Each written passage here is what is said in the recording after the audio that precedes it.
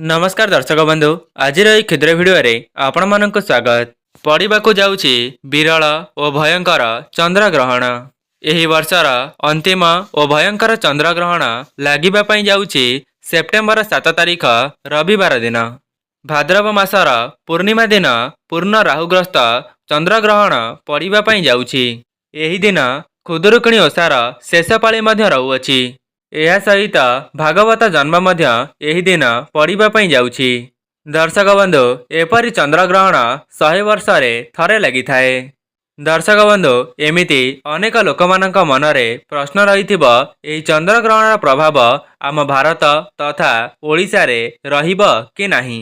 तेबे मु आपण मानको प्रथमरु ही जणाई देबाको चाहिबी एही 7 तारिख रविवार दिन लागिबापी जाउथिबा पूर्ण चंद्रग्रहणटी भारत तथा आम ओडिशा रे प्रभाव पकाइब एवं यह संपूर्ण भावरे पालनीय अटे।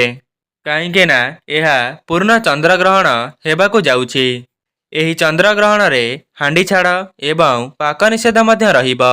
दर्शक बंधु एही वीडियो रे मु आपण माननको बताइबी ग्रहण आरंभ करी ग्रहणर मुख्य पर्यंत संपूर्ण विवरणी एवं ता सहित मु आपण माननको बताइबी ओडिशा रे यह केउ समय रे दृश्यमान हेबो एवं केउ केउ राशिर व्यक्ति विशेष माने एही चंद्रग्रहण को दर्शन करिबा द्वारा सेमाने धन धान्य रे परिपूर्ण होई जिवे।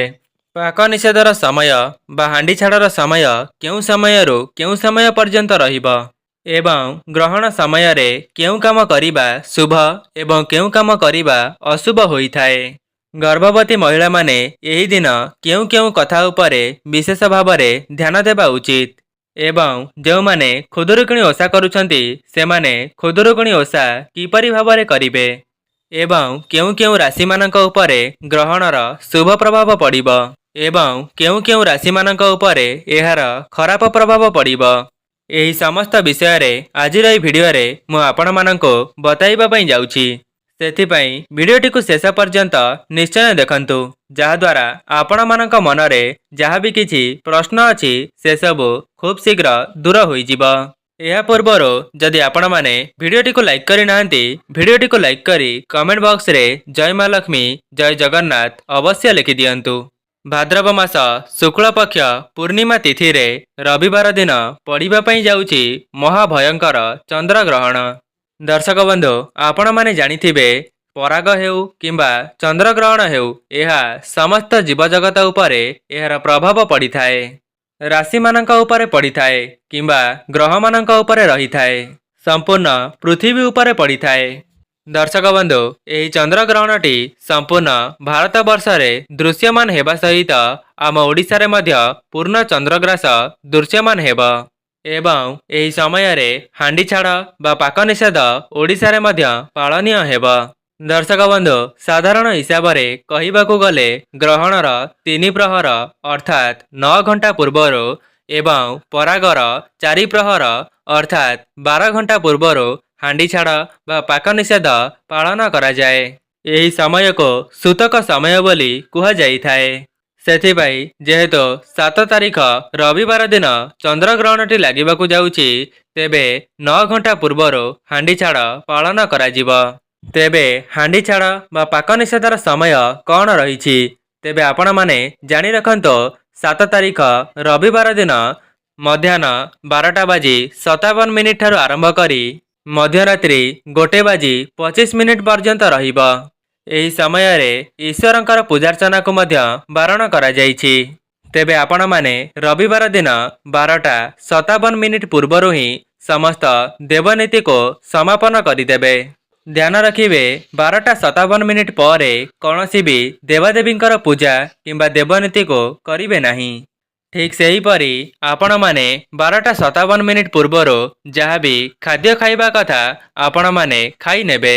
12:57 पर आपण माने रंधन कार्य करिवे नाही किंबा कौनसी खाद्य को खाइबे नाही।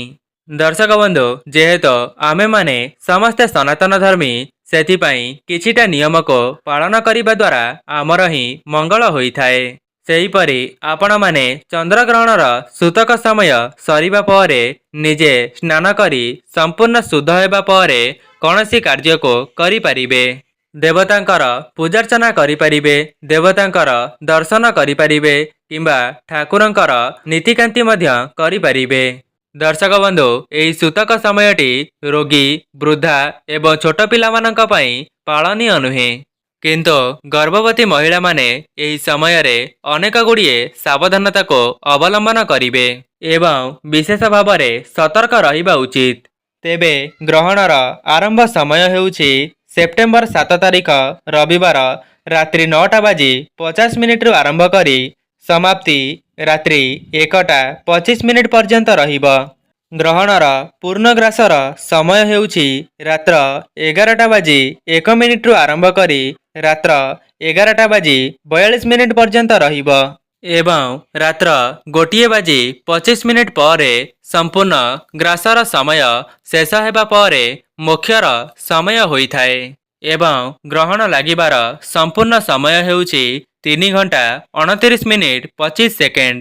ଏହି 3 ଘଣ୍ଟା 29 ମିନିଟ୍ 25 ସେକେଣ୍ଡର ଅବଧି ମଧ୍ୟରେ କୌଣସି ବି ଗର୍ଭବତୀ ମହିଳାମାନଙ୍କୁ ବାହାରକୁ ବାହାରିବା ପାଇଁ ବାରଣ କରାଯାଇଛି ଏବଂ ଗ୍ରହଣକୁ ଦର୍ଶନ କରିବା ମଧ୍ୟ ମନା ହୋଇଥାଏ। ଏବଂ ଏମିତି ମଧ୍ୟ ମାନ୍ୟତା ଅଛି, ଗ୍ରହଣ ସମୟରେ ଗର୍ଭବତୀ ମହିଳାମାନେ ଗୋଟିଏ ନଡ଼ିଆକୁ ତାଙ୍କ କୋଳରେ ରଖି ବସିବା ଦ୍ୱାରା ତାଙ୍କ ଗର୍ଭ ଯନ୍ତ୍ରଣା ଦୂର ହୋଇଯାଇଥାଏ ଏବଂ ସେମାନଙ୍କ ଶିଶୁ ଉପରେ କୌଣସି ବି ନକାରାତ୍ମକ ଶକ୍ତି ପଡ଼ିପାରେ ନାହିଁ।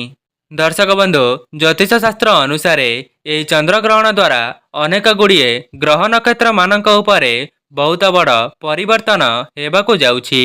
ଯେହେତୁ ଏଥର ଚନ୍ଦ୍ରଗ୍ରହଣଟି ପୂର୍ଣ୍ଣ ରାହୁଗ୍ରସ୍ତ ଚନ୍ଦ୍ରଗ୍ରହଣ ଲାଗିବା ପାଇଁ ଯାଉଛି, ଏହାର ପ୍ରଭାବ ରାଶିଚକ୍ରର 12 ଗୋଟି ରାଶିମାନଙ୍କ ଉପରେ ପଡ଼ିବ ଏବଂ ଏହାର ପ୍ରଭାବରେ ଅନେକ ଗୁଡ଼ିଏ ରାଶିମାନଙ୍କ ଉପରେ ଏହାର ଖରାପ ପ୍ରଭାବ ପଡ଼ୁଥିବା ସମୟରେ ଅନେକ ଗୁଡ଼ିଏ ରାଶିମାନଙ୍କ ଉପରେ ଏହାର ଶୁଭ ପ୍ରଭାବ ପଡ଼ିଥାଏ। ଦର୍ଶକ ବନ୍ଧୁ, 12 ଗୋଟି ରାଶିମାନଙ୍କ ମଧ୍ୟରୁ କେବଳ 8 ଗୋଟି ରାଶିମାନଙ୍କ ଉପରେ ଏହାର ଶୁଭ ପ୍ରଭାବ ରହିବ। ଏହି 8 ଗୋଟି ରାଶିମାନେ ବ୍ୟକ୍ତି ଚନ୍ଦ୍ରଗ୍ରହଣକୁ ଦର୍ଶନ କରିବା ଅତ୍ୟନ୍ତ ଶୁଭ ହୋଇଥାଏ। ଏହି ରାଶିମାନେ ହେଉଛନ୍ତି ମେଷ ରାଶି, ବୃଷ ରାଶି, ମିଥୁନ ରାଶି, ସିଂହ ରାଶି, କନ୍ୟା ରାଶି, ତୁଳା ରାଶି, ମକର ରାଶି ଓ କୁମ୍ଭ ରାଶି। ଏହି 8 ଗୋଟି ରାଶିମାନେ ଚନ୍ଦ୍ରଗ୍ରହଣକୁ ଦର୍ଶନ କରିବା ଦ୍ୱାରା ସେମାନଙ୍କ ଜୀବନରେ ଉନ୍ନତି କରିବେ ଏବଂ ଆଉ 4 ଗୋଟି ରାଶିମାନଙ୍କ ଉପରେ ଏହି ଚନ୍ଦ୍ରଗ୍ରହଣର ଖରାପ ପ୍ରଭାବ ପଡ଼ିପାରେ। ଏମାନେ ଗ୍ରହଣ ଦେଖିବା ଅଶୁଭ ହୋଇଥାଏ। ତେବେ ସେହି ରାଶିଗୁଡ଼ିକ ହେଉଛନ୍ତି କର୍କଟ ରାଶି, ବିଛା ରାଶି, ଧନୁ ରାଶି ଓ ମୀନ ରାଶି। ଏହି 4 ଗୋଟି ରାଶିମାନେ କେବେ ହେଲେ ବି ଚନ୍ଦ୍ରଗ୍ରହଣକୁ ଦର୍ଶନ କରିବା ଉଚିତ ନୁହେଁ। ଏହି 4 ଗୋଟି ରାଶିମାନେ ମହାମୃତ୍ୟୁଞ୍ଜୟ ମନ୍ତ୍ରକୁ ଜପ କରନ୍ତୁ ଏବଂ ମହାଦେବଙ୍କର ସ୍ମରଣ କରନ୍ତୁ ଏବଂ ଏମାନଙ୍କର ଯାହା ବି କିଛି ଗ୍ରହ ଦୋଷ ରହିଥିବ ସେସବୁ ମଧ୍ୟ ଖଣ୍ଡନ ହୋଇଯିବ। ଏହି ଦିନ ଖୁଦୁରୁକୁଣୀ ଓଷାର ଶେଷ ପାଳି ମଧ୍ୟ ପଡ଼ିବା ପାଇଁ ଯାଉଛି। ତା ସହିତ ଭାଗବତ ଜନ୍ମ ମଧ୍ୟ ପଡ଼ିବା ପାଇଁ ଯାଉଛି। ତେବେ ଯେଉଁମାନେ ଖୁଦୁରୁକୁଣୀ ଓଷାର ପାଳନ କରୁଛନ୍ତି ସେମାନେ କିପରି ଭାବରେ ଖୁଦୁରୁକୁଣୀ ଓଷାର ପାଳନ କରିବେ? ଦେଖନ୍ତୁ, ଖୁଦୁରୁକୁଣୀ ଓଷାର ପୂଜା ରାତ୍ରି ମଧ୍ୟରେ କରାଯାଇଥାଏ। ଯେହେତୁ ଏଥର ରବିବାର ଦିନ ଗ୍ରହଣ ଲାଗୁଅଛି, ସେଥିପାଇଁ ଖୁଦୁରୁକୁଣୀ ଓଷାଟି ଏହି ରବିବାର ଦିନ ପାଳନ କରାଯିବ ନାହିଁ, ଯାହାକି ପୂର୍ବ ରବିବାର 31 ଅଗଷ୍ଟ ରବିବାର ଦିନଠାରୁ ଶେଷ ହୋଇଯାଇଛି। ଦର୍ଶକ ବନ୍ଧୁ, ଚନ୍ଦ୍ରଗ୍ରହଣ ସମୟରେ ସମ୍ପୂର୍ଣ୍ଣ ଭାରତ ବର୍ଷରେ ଏହାର ନକାରାତ୍ମକ ପ୍ରଭାବ ପଡ଼ୁଥିବା କାରଣରୁ ସମସ୍ତ ଗର୍ଭବତୀ ମହିଳାମାନଙ୍କୁ ଚନ୍ଦ୍ରଗ୍ରହଣର ଦର୍ଶନ କରିବାକୁ ବାରଣ କରାଯାଇଛି ଏବଂ ଗ୍ରହଣ ଲାଗୁଥିବା ସମୟରେ ଗର୍ଭବତୀ ମହିଳାମାନେ କୌଣସି କଟାକଟି କିମ୍ବା ସିଲେଇ କରିବା ଉଚିତ ନୁହେଁ, ନଚେତ୍ ଏହାର ସିଧାସଳଖ ପ୍ରଭାବ ତାଙ୍କ ଗର୍ଭରେ ବଢ଼ୁଥିବା ଶିଶୁମାନଙ୍କ ଉପରେ ପଡ଼ିଥାଏ। ଏହା ସହିତ ଗ୍ରହଣ ଲାଗିବା ସମୟରେ ଗର୍ଭବତୀ ମହିଳାମାନେ କଳା ରଙ୍ଗର ବସ୍ତ୍ରକୁ ପରିଧାନ କରନ୍ତୁ ନାହିଁ। ବାହାରକୁ ମଧ୍ୟ ବାହାରନ୍ତୁ ନାହିଁ। ଆପଣଙ୍କ ଘରର କବାଟ, ଝରକା ସମସ୍ତ ଗୁଡ଼ିକୁ ଭଲ ଭାବରେ ବନ୍ଦ କରିଦିଅନ୍ତୁ। ଯେପରି ଚନ୍ଦ୍ର କିରଣ ଘର ଭିତରକୁ ପ୍ରବେଶ କରିପାରିବ ନାହିଁ। ଯଦି ଗ୍ରହଣ ସମୟରେ କୌଣସି ଗର୍ଭବତୀ ମହିଳାଙ୍କ ଉପରେ ଚନ୍ଦ୍ର କିରଣ ପଡ଼ିଯାଇଥାଏ ତେବେ ତାଙ୍କ ଗର୍ଭରେ ବଢୁଥିବା ଶିଶୁମାନଙ୍କ ଉପରେ ଏହାର ଖରାପ ପ୍ରଭାବ ପକାଇଥାଏ। ସେଥିପାଇଁ ଏହି ସମୟରେ ଗର୍ଭବତୀ ମହିଳାମାନେ ବାହାରକୁ ବାହାରନ୍ତୁ ନାହିଁ। ଜ୍ୟୋତିଷ ଶାସ୍ତ୍ର ଅନୁସାରେ ଏହି ଚନ୍ଦ୍ରଗ୍ରହଣ ଲାଗିବା ସମୟରେ କେତେକ କାର୍ଯ୍ୟକୁ ମଧ୍ୟ କରିବା ପାଇଁ ବାରଣ କରାଯାଇଛି। ପ୍ରଥମ କାର୍ଯ୍ୟଟି ହେଉଛି ଆପଣମାନେ ଖାଦ୍ୟକୁ ପ୍ରସ୍ତୁତ କରନ୍ତୁ ନାହିଁ।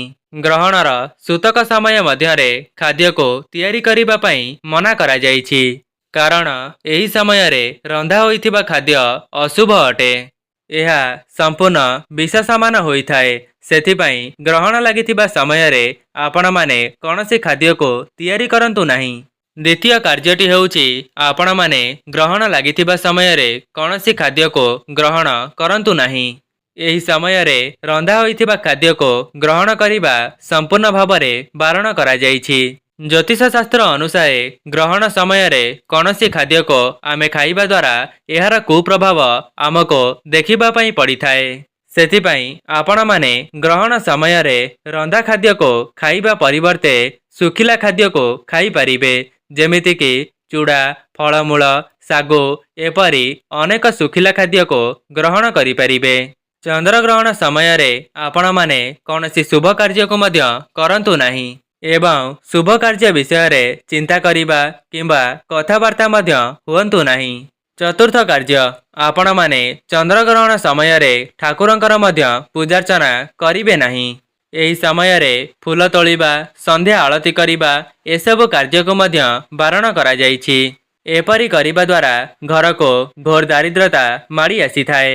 ସେଥିପାଇଁ ଚନ୍ଦ୍ରଗ୍ରହଣ ସମୟରେ ଠାକୁରଙ୍କର କୌଣସି ନୀତିକାନ୍ତିକୁ କରନ୍ତୁ ନାହିଁ ଏବଂ ଆପଣଙ୍କ ଘରର ଠାକୁର ଘରକୁ ସମ୍ପୂର୍ଣ୍ଣ ଭାବରେ ବନ୍ଦ କରି ରଖନ୍ତୁ।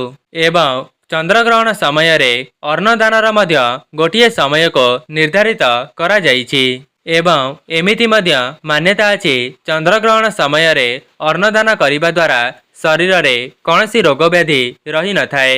ଏବଂ ଗ୍ରହଣ ସରିବା ପରେ ଆପଣମାନେ ଯେଉଁ ବସ୍ତ୍ରକୁ ପିନ୍ଧିଥିବେ ସ୍ନାନ କରିସାରିବା ପରେ ସେହି ବସ୍ତ୍ରକୁ ଧୋଇ ନେବା ଉଚିତ ଏବଂ ଆପଣଙ୍କ ଘରର ସମସ୍ତ ଚତୁଃପାର୍ଶ୍ୱକୁ ଗଙ୍ଗା ପାଣି ଛିଞ୍ଚି ପୋଛି ଦେବା ଉଚିତ।